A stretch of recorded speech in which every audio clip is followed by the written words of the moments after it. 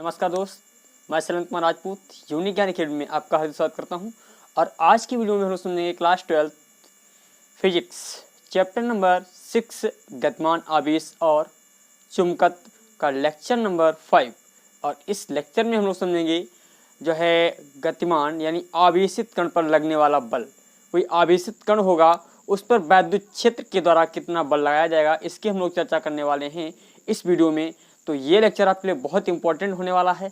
मैं आपसे यही कहूँगा इस लेक्चर को शुरुआत से लेकर के एंड तक देखिए, और इसमें कुछ आपको फैक्ट मिलने वाले हैं जो शायद आपको कहीं ना मिले। तो मैं आपसे यही कहूँगा शुरुआत से लेकर के एंड तक की सभी वीडियो देखिए। और यदि आपने अभी तक हमारे चैनल यूनिक ज्ञान अकेडमी को सब्सक्राइब नहीं किया है तो सबसे पहले यूनिक ज्ञान अकेडमी को आप लोग सब्सक्राइब कर लें और उसके पश्चात बेल आइकन को दबा दें। बेल आइकन को दबाने के पश्चात क्या करेंगे, ऑल नोटिफिकेशन में क्लिक करेंगे। ऑल पर क्लिक कर दिए जिससे आने वाली प्रत्येक वीडियो की आपको नोटिफिकेशन मिलती रहे। और ध्यान रखें, यदि आप चैनल का नाम सिर्फ आप यूनिक ज्ञान एकेडमी नाम सर्च करके सर्च करते हैं तो आपको एक समस्या हो सकती है, जो नोटिफिकेशन है प्रत्येक वीडियो की आपको नोटिफिकेशन हो सकता है ना मिले।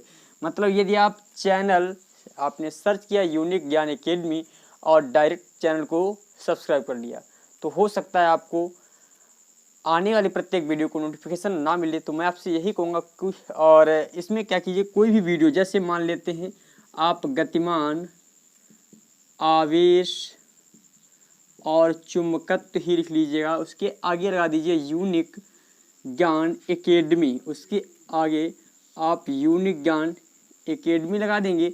जब आप यूनिक ज्ञान एकेडमी लगाएंगे तो आपको हमारा चैनल खुल करके आ जाएगा, यानी कोई भी वीडियो आपको गतिमान आवेश या चुंबकत्व की एक ना एक वीडियो आपको बिल्कुल मिल जाएगी।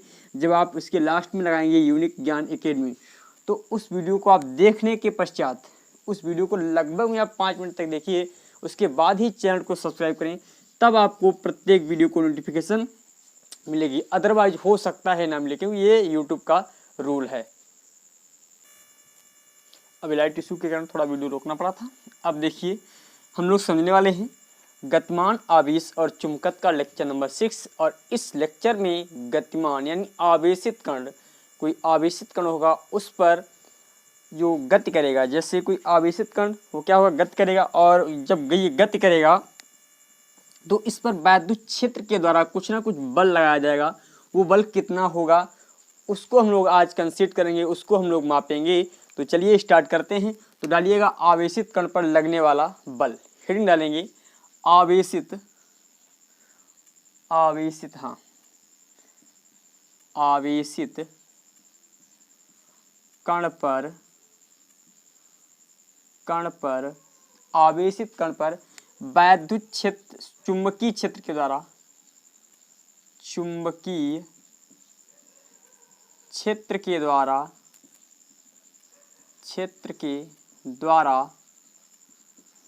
लगने वाला बल। तो लगने वाला बल कितना होगा इसको आज हम लोग समझेंगे। तो ये डालने के पश्चात देखें, इसमें जो है गति इलेक्ट्रॉन यानी कोई आवेशित कण है तो वैद्युत क्षेत्र में कितनी स्थितियों में यानी कौन सी वो स्थितियां हो सकती हैं जिन स्थितियों में गति कर सकता है, कौन सी स्थितियां हो सकती हैं। तो पहली स्थिति क्या हो सकती है, यदि कोई आवेशित कण है और वो क्या कर रहा है, चुंबकीय क्षेत्र से थीटा कोण बनाते हुए, यानी चुंबकीय क्षेत्र से थीटा कोण पर गति कर रहा है। यहाँ पर कोई आवेश है क्यू आवेश है, वो चुंबकीय क्षेत्र से थीटा कोण पर गति कर रहा है। तो उस पर कितना बल लगेगा ये चीज़ हमें फाइंड आउट करनी है। दूसरी स्थिति ये हो जाएगी, ये कोई हमारा चुंबकीय क्षेत्र है और चुंबकीय क्षेत्र में कोई आवेशित कण क्यू जो है मुक्त इसके चुंबकीय क्षेत्र के समांतर गति कर रहा है। समांतर मतलब या इनके मध्य जो है या तो 0 डिग्री के एंगल पर कर रहा है या तो 180 डिग्री के एंगल पे कर रहा है। 180, ये 0 डिग्री हो गया और ये हमारा इधर जब चल देता है तो हो जाएगा 180 डिग्री, यानी समांतर गति करेगा। और एक और पॉइंट हो सकता है, जब कोई आवेशित कण वैद्युत क्षेत्र के लंबवत भैया देखिए, ये भी हमारा एक स्थिति, ये भी लंबवत है क्योंकि ये 90 डिग्री का एंगल बन रहा है। यहाँ पर जो है 90 डिग्री का एंगल बन रहा है, तो इसके लिए हमें गति फाइंड आउट करनी है। भाई इस पर कितना बल लगेगा, इस आवेशित कण पर कितना बल लगेगा, ये चीज़ हमें क्या करनी है, फाइंड आउट करनी है।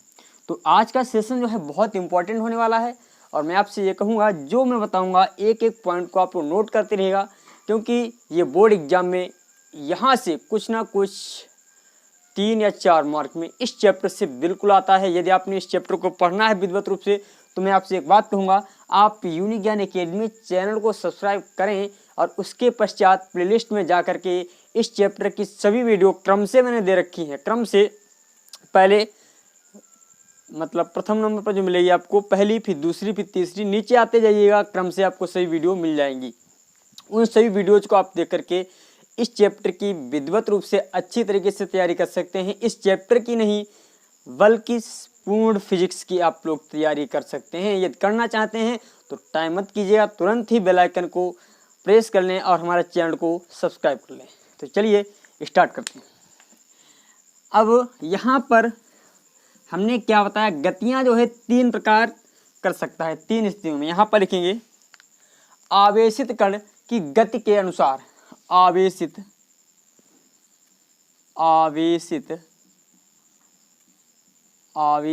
कण की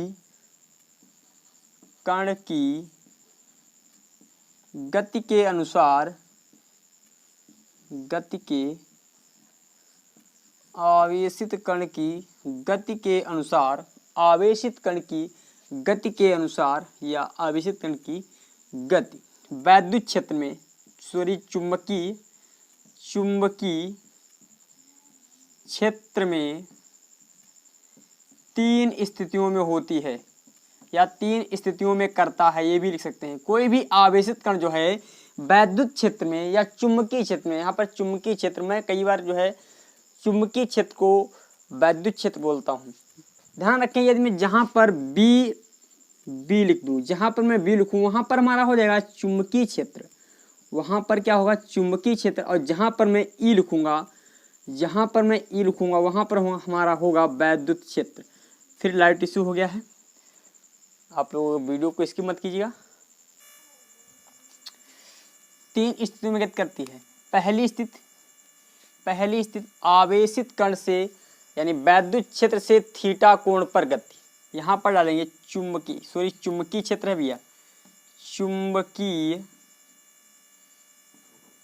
क्षेत्र से थीटा कोण पर गति, चुंबकीय क्षेत्र से थीटा कोण पर गति। नंबर 2 पर हो जाएगा, नंबर 2 लिखना है चुंबकीय क्षेत्र के समांतर गति, चुंबकीय क्षेत्र के समांतर गति। भैया 3 स्थिति में चुंबकीय क्षेत्र के समांतर गति। और जो लास्ट स्थिति है चुंबकीय क्षेत्र के लंबवत, चुंबकीय क्षेत्र के लंबवत गति, चुंबकीय क्षेत्र के लंबवत गति। ठीक है, यहाँ पर चुंबकीय क्षेत्र से थीटा कोण पर गति है और यहाँ पर चुंबकीय क्षेत्र के समांतर गति है, यहाँ पर चुंबकीय क्षेत्र के लंबवत गति है। इसकी हमें चर्चा करनी है। तो चलें, सबसे पहले हेडिंग डालेंगे चुंबकीय क्षेत्र से थीटा कोण पर गति। इसे मैं रफ करता हूँ, चुंबकीय क्षेत्र से थीटा कोण पर गति।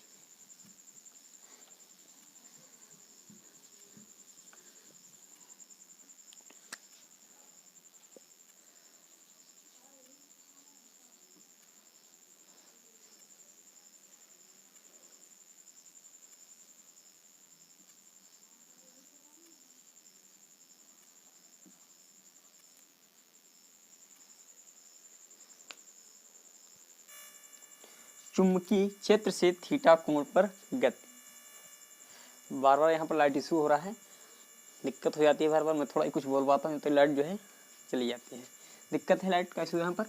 चुंबकीय क्षेत्र में थीटा कोण पर गति डालेंगे, थीटा कोण पर आवेशित कण की गति, आवेशित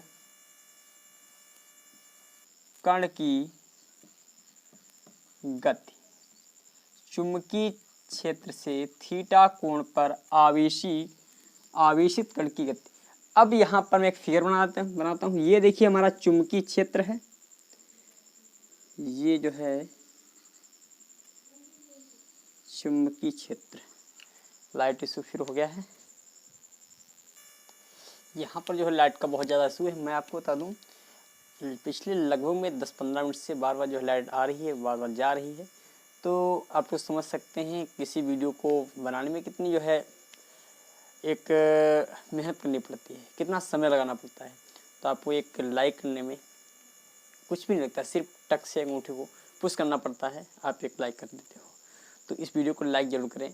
मैं आपके लिए अच्छा कंटेंट देने की कोशिश करता हूँ, परंतु कुछ साथ नहीं मिल पा रहा है। यहाँ पे जो है लाइट की बहुत ज़्यादा समस्या रहती है और डीसी लाइट हमारे पास अवेलेबल नहीं है इस समय किसी कारणवश। तो चलिए, इसमें क्या होता है, चुंबकीय क्षेत्र से थीटा कोण पर आवेशित कण की गति, यानी ये चुंबकीय क्षेत्र है हमारा, ये जो है हमारा चुंबकीय क्षेत्र है और ये कोई आवेशित कण है, ये कोई हमारा आवेशित कण है। आवेशित कण मान लेते हैं, ये हमारा Q है, Q आवेशित कण है और जो हमारा यहाँ पर इसका जो वेग है V है, इस कण का वेग क्या है, V है मान लिया। और यहाँ पर ये चुंबकीय क्षेत्र हमारा क्या है, B, ये V और ये B। ये चुंबकीय क्षेत्र से थीटा कोण पर गति कर रहा है, चुंबकीय क्षेत्र से थीटा कोण पर ये क्या कर रहा है, गति कर रहा है। तो यहाँ पर क्या लिखना है, एक थ्योरी लिखनी है, ये फिगर बनाइएगा, उसके पश्चात क्या लिखना है थ्योरी में। तो इसमें आपको थ्योरी लिखनी है, एक समान वैद्युत क्षेत्र B, एक समान वैद्युत क्षेत्र B में कोई कण जिस पर आवेश Q है, यानी कोई कण गति कर रहा है जिस पर आवेश की मात्रा Q है तथा उस कण का वेग V है। मैंने क्या बताया, एक समान चुंबकीय क्षेत्र B में, एक समान चुंबकीय क्षेत्र B में यम द्रव्यमान का, यहाँ पर लिख लेना यम द्रव्यमान का है, यम द्रव्यमान का कोई कण Q आवेश से आवेशित है और वह V वेग से एक समान चुंबकीय क्षेत्र में गति कर रहा है। यह चुंबकीय क्षेत्र से थीटा कोण पर गति है, यह चुंबकीय क्षेत्र से थीटा कोण पर गति है।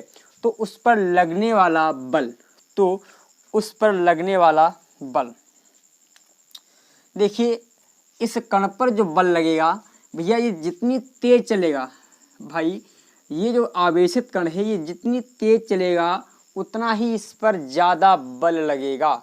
मतलब कण जितना तेज चलेगा उतना ही इस पर बल ज़्यादा लगेगा। तो मतलब F जो है प्रोपोर्शनल हो गया, F प्रोपोर्शनल हो गया किसके भैया, V के, F प्रोपोर्शनल V। पहले पॉइंट में ये लिख लेना, कण का या कण की गति जितनी अधिक होगी, कण की गति जितनी अधिक होगी उस पर बल उतना ही अधिक लगेगा। कण की गति जितनी अधिक होगी उस पर बल उतना ही अधिक लगेगा। तो F प्रोपोर्शनल V हो जाएगा। इसे मान लेना समीकरण 1, इसे क्या मान लेना समीकरण 1। अब इस कण पर जितना ज़्यादा आवेश होगा, ध्यान रखें दूसरे पॉइंट में, इस कण पर जितना ज़्यादा आवेश होगा तो भी उतना ज़्यादा ही बल लगेगा, यानी जितना ज़्यादा आवेश उतना ज़्यादा बल लगेगा। इस कण पर जितना ज़्यादा आवेश होगा और उतना ज़्यादा ही बल लगेगा।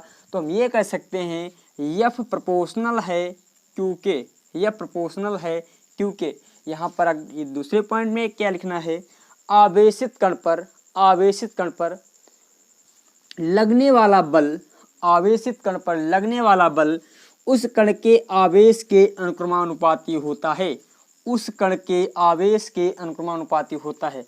अगला पॉइंट, F जो है प्रोपोर्शनल है B। अब ये चुंबकीय क्षेत्र भैया, ये चुंबकीय क्षेत्र जितना तीव्र होगा, चुंबकीय क्षेत्र जितना ज़्यादा तीव्रता वाला होगा, चुंबकीय क्षेत्र जो है जितना ज़्यादा अधिक तीव्रता वाला होगा उतना ही इस पर ज़्यादा बल लगाएगा। तो मतलब यहाँ पर ये कह सकते हैं F प्रोपोर्शनल है V, यह प्रोपोर्शनल है V। तो चुंबकीय क्षेत्र पर लगने वाला बल आवेशित कण पर चुंबकीय क्षेत्र के द्वारा, आवेशित कण पर चुंबकीय क्षेत्र के द्वारा लगने वाला बल चुंबकीय क्षेत्र के अनुक्रमानुपाती होता है, यह प्रोपोर्शनल B मान लिया। और यहाँ पर ये एंगल जितना ज़्यादा बनेगा, ये वाला एंगल जितना ज़्यादा बनेगा उतना ही ज़्यादा बल लगेगा। तो F प्रोपोर्शनल हो जाएगा साइन थीटा, यह प्रोपोर्शनल हो जाएगा साइन थीटा। इसे समीकरण 2 मानेंगे, इसे समीकरण 3 मानेंगे और इसे हम मान लेंगे 4। समीकरण 1 2 3 4 से, समीकरण 1 2 3 4 से, समीकरण 1 2 3 व 4 से, समीकरण 1 2 3 व 4 से। अब इन सभी समीकरणों को हम लोग क्या करते हैं, मिला देते हैं। तो F प्रोपोर्शनल आ जाएगा V Q B sine theta. इससे हम इस प्रकार भी लिख सकते हैं F proportional Q V V sine theta, या यहाँ पर बराबर का निशान लगा दें Q V B sine theta. इसको हमने इस प्रकार लिख दिया, यानी F को हमने इस प्रकार लिख दिया। अब देखिए यहाँ पर ये Q क्या है, ये Q क्या है, कण का आवेश है। Q क्या है, कण का आवेश, कण का आवेश। V क्या है, कण का वेग है, कण का वेग। और भैया B क्या है, चुंबकीय क्षेत्र है, चुंबकीय क्षेत्र है। साइन थीटा क्या है, साइन थीटा जो है एंगल, कोण किसके किसके मध्य का है, ये कोण जो है आपका कण की गति और चुंबकीय क्षेत्र के मध्य, कण की गति की दिशा, कण की गति दिशा तथा चुंबकीय क्षेत्र के मध्य, कण की गति दिशा तथा चुंबकीय क्षेत्र के मध्य ये जो हमारा एंगल है। तो ये जो डेरिवेशन हुआ किसके लिए, चुंबकीय क्षेत्र से थीटा कोण पर कोई आवेशित कण गति कर रहा है। चुंबकीय क्षेत्र से थीटा कोण पर यदि कोई आवेशित कण गति कर रहा है तो उस पर लगने वाला बल इतना होगा, उस पर लगने वाला बल इतना होगा। अब दूसरी हेडिंग डालिएगा, चुंबकीय क्षेत्र के समांतर गति, चुंबकीय क्षेत्र के समांतर गति।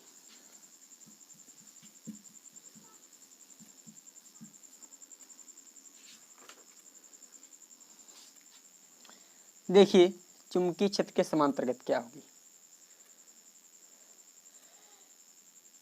भैया, यहाँ पर एक फिगर बना लीजिएगा, ये फिगर हो जाएगा।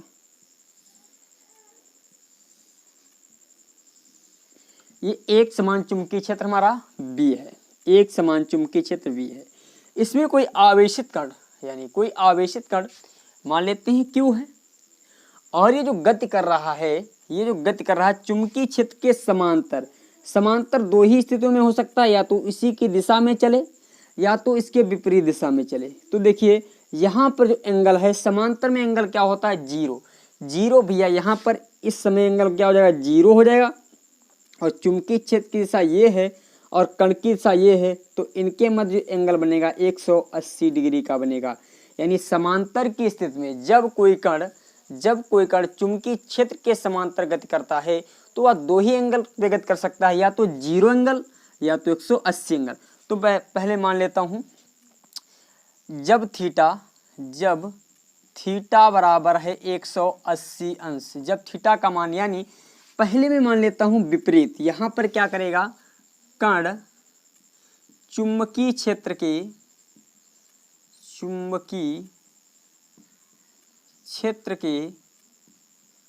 विपरीत दिशा में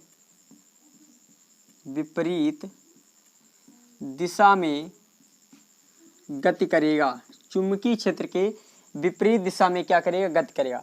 तो भैया यहाँ पर इससे पहले अभी मैंने जो फार्मूला निकाला था, F बराबर था Q V B sine theta, और यहाँ पर साइन थीटा का जो मान है 180 यानी 180 है, तो यहाँ पर साइन थीटा की जगह पर हम रख देंगे 80, तो F बराबर हो जाएगा क्यू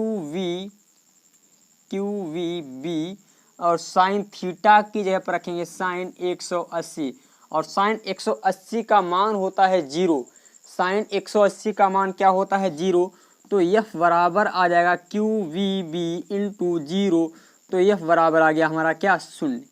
F बराबर क्या आ गया हमारा, शून्य आ गया। अब देखिए एक दूसरी स्थिति भैया मान लेते हैं, जब थीटा बराबर क्या हो भैया, जब थीटा बराबर हो हमारा 0 डिग्री, इस स्थिति में क्या होगा, इस स्थिति में आवेशित कण चुंबकीय क्षेत्र की दिशा में ही गति करेगा।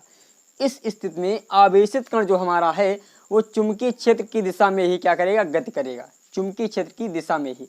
तो यहाँ पर लिख लेना, जब आवेशित कण चुंबकीय क्षेत्र की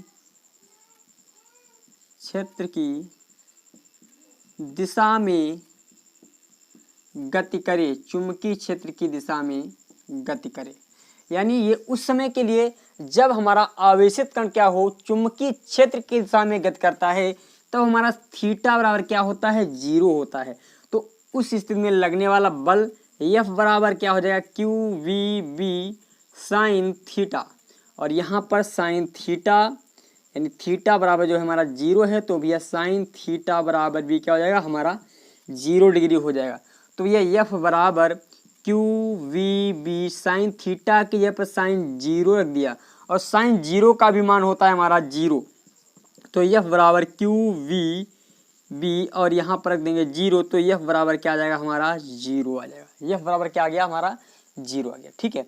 यानी इन दोनों स्थितियों में, यानी जब कोई कण जब कोई कण जो है चुंबकीय क्षेत्र के समांतर गति करता है, चुंबकीय क्षेत्र के समांतर गति करता है, चुंबकीय क्षेत्र की दिशा में गति करे या तो चुंबकीय क्षेत्र के विपरीत दिशा में गति करे, तो उस पर किसी भी प्रकार का कोई भी बल नहीं लगता है, क्योंकि दोनों स्थितियों में मैंने बल निकाला है, तो बल हमारा क्या प्राप्त हुआ है, शून्य प्राप्त हुआ है। अर्थात हम ये कह सकते हैं, जब कोई आवेशित कण चुंबकीय क्षेत्र के समांतर किसी भी स्थिति में गति करे, किसी भी स्थिति का मतलब या तो उसी दिशा में करे या तो उसके विपरीत दिशा में करे, तो उस पर कोई भी बल कार्य नहीं करता है। अगली स्थिति डालिएगा, चुंबकीय क्षेत्र के लंबवत गति, चुंबकीय क्षेत्र के लंबवत गति। अब मैं इसे रफ करता हूं,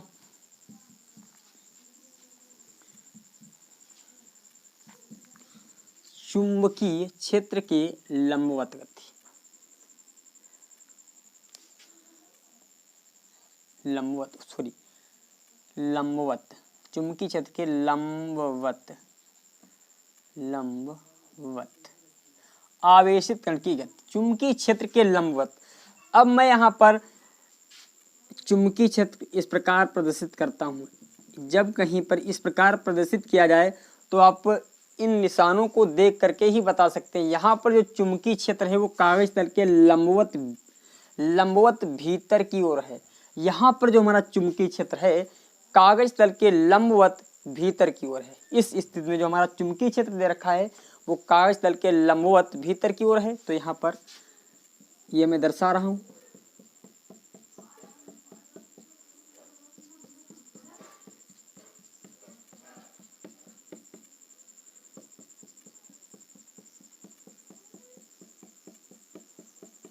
ये हमारा क्या हो गया, चुंबकीय क्षेत्र हो गया। अब इसमें कोई आवेशित कण मान लेते हैं, ये Q है, Q कोई आवेशित कण। अब लंबवत कैसे, देखिए चुंबकीय क्षेत्र हमारा अंदर की ओर हो गया, चुंबकीय क्षेत्र क्या हो गया अंदर की, देखिए ये अंदर की ओर मान लेते हैं, ये देखिए ये अंदर की ओर हो गया, और इस पर ऐसे भाई चुंबकीय क्षेत्र के ऐसे समांतर गति कर रहा है कागज तल। तो देखिए ये एंगल कितने का बना, ये जो एंगल बना है मैं थोड़ा दिखा रहा हूँ, ये देखिए ये एंगल कितने का, 90 डिग्री का बना। ये एंगल जो आपका 90 डिग्री का बना, कैसे, देखिए इस प्रकार। ये जो लाल वाला मार्कर है ये बता रहा है चुंबकीय क्षेत्र की दिशा, लाल वाला जो मार्कर है वो चुंबकीय क्षेत्र की दिशा को बताएगा, तो यहाँ पर ये चुंबकीय क्षेत्र की दिशा को बता रहा है। और ये काला वाला मार्कर है ये बता रहा है आवेशित कण की दिशा। तो इन दोनों के मध्य देखिए एंगल कितना क्या बना, ये जो बन रहा है भाई ये वाला एंगल ये 90 डिग्री का बन रहा है। तो यहाँ पर जो एंगल हो जाएगा हमारा 90 डिग्री का हो जाएगा। अब इस कण पर भाई बल लगेगा, वो किस प्रकार यानी किस दिशा में लगेगा, तो इसको ज्ञात करने के लिए एक हमारे पास नियम होना चाहिए। वो हमारा क्या है, दाएं हाथ की हथेली का नियम। दाएं हाथ की हथेली का नियम, ये हमारा दायां हाथ है, इसकी हथेली का नियम क्या है देखें, मैं भी लिखवाऊंगा इसे।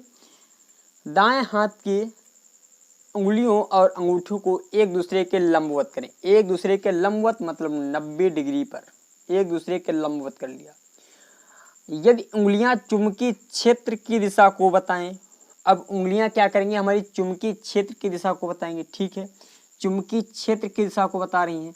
और अंगूठा क्या बताए, अंगूठा जो है कण के वेग की दिशा। देखिए उंगलियां जो हमारी हैं अंदर की ओर हैं, अंदर की ओर हैं, तो ये चुंबकीय क्षेत्र की दिशा को बता रही हैं। और ये जो अंगूठा है ये आवेशित कण की दिशा को बता रहा है, आवेशित कण की दिशा को बता रहा है।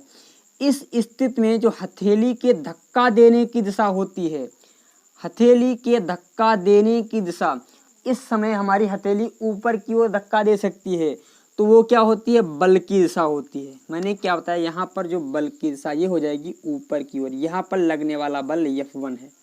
मैंने क्या बताया, दाएं हाथ की हथेली के नियम में बताया, यदि मैं अपने दाएं हाथ की अंगूठे और उंगलियों को परस्पर लंबवत कर लूँ, पहला पॉइंट। दूसरे पॉइंट में मैंने बताया यदि ये सभी उंगलियां, ये जो सभी उंगलियां हैं ये सभी उंगलियां चुंबकीय क्षेत्र की दिशा में कर दें। अभी मैंने बताया था चुंबकीय क्षेत्र भीतर की ओर है, भीतर की ओर, तो उंगलियां भी हमने क्या कर दी, भीतर की ओर कर दी।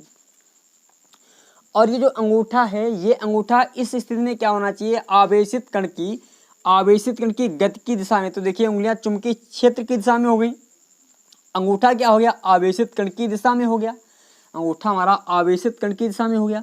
तो इस समय हथेली जो है हमारी ऊपर की ओर धक्का देगी, ऊपर की ओर। तो इस समय जो लगने वाला बल F1 है वो ऊपर की ओर लगेगा। अब बताओ यहाँ पर कण हमारा इधर जाना चाह रहा था, इधर जाना चाह रहा था, और बल इस पर ऊपर की ओर लग गया है।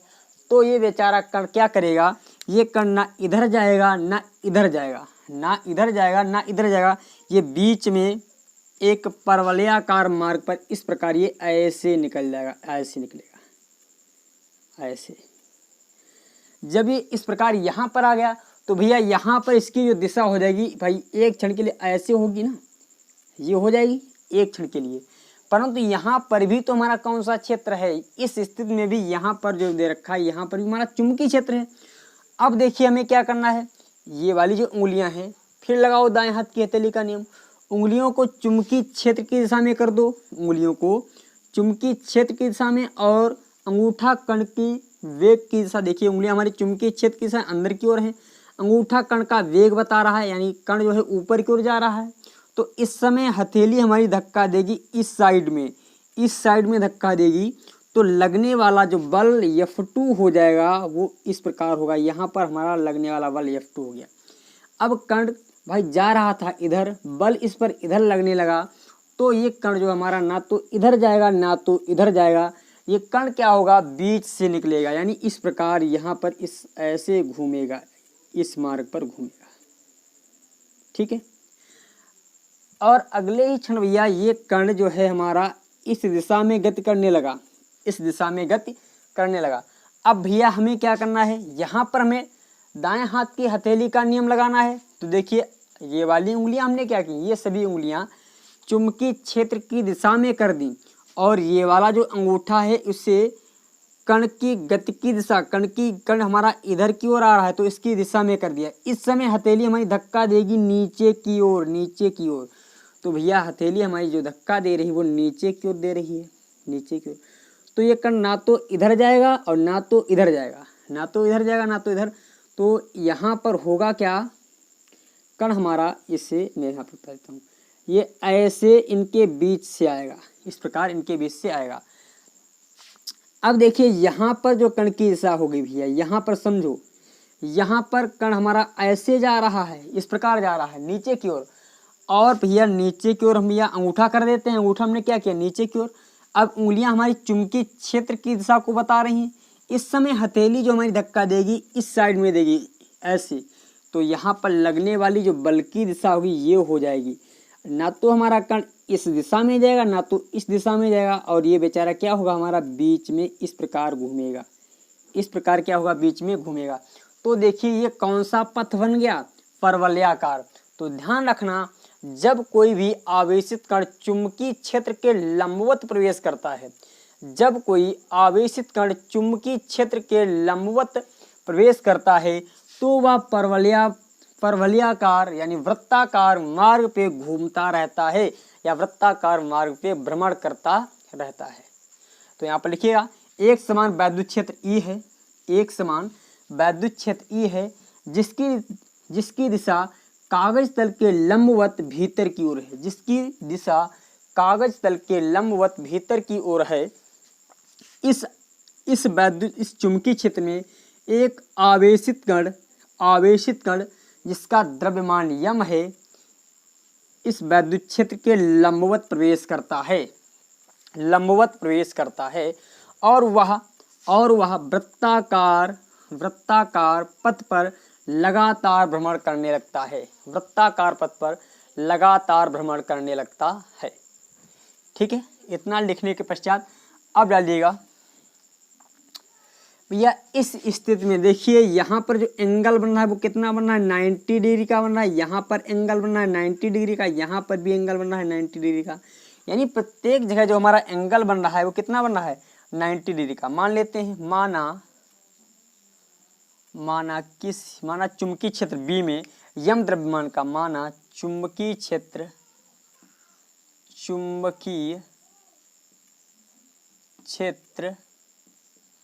बी में, माना चुंबकीय क्षेत्र बी में यम द्रव्यमान का कोई आवेशित कण, लाइट इशू होने के कारण अभी वीडियो को स्किप मत कीजिएगा, कुछ समय में बहुत जल्दी रिजॉल्व हो जाएगा। लाइट का इशू बहुत ज़्यादा होने के कारण ये जो है चुंबकीय क्षेत्र के लंबवत जो गति है इस पर लगने वाले बल की चर्चा हम लोग अगली वीडियो में करेंगे।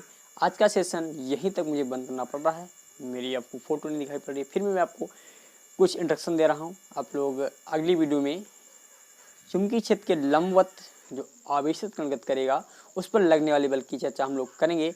तब तक के लिए आपको नमस्कार, धन्यवाद। अब मैं आपसे कहूँगा इस वीडियो में थोड़ी ज़्यादा मेहनत लग गई तो आप इस वीडियो को लाइक करना ना भूलिए। आपको कंटेंट पसंद आए तो धन्यवाद।